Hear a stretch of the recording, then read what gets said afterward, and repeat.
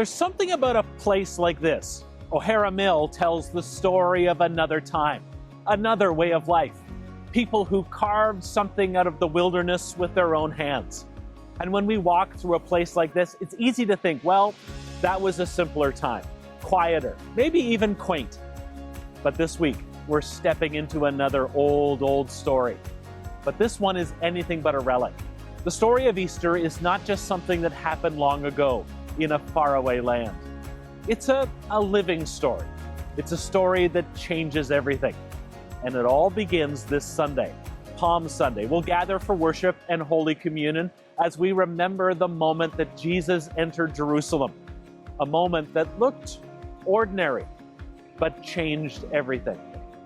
Our choir will lead the Palm Parade at the start of the service, and all of our kids are invited to participate in that parade. We'll meet just outside the sanctuary before the service begins and enter with palm branches waving.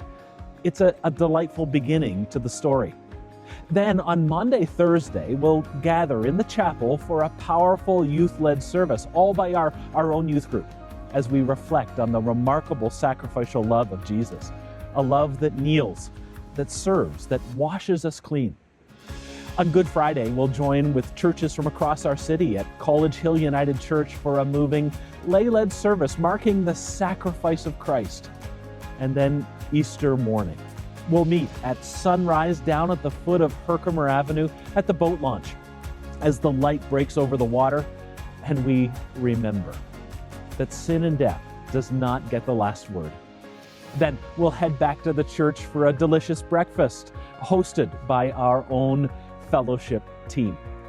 And at 10 o'clock, we'll gather again for all the pomp and circumstance you'd expect with joy and hope of the new thing that God has done through the resurrection of Jesus Christ. This is a week to enter into the story, not just to remember it, but to experience it, to walk with Jesus, to see what God might do in you.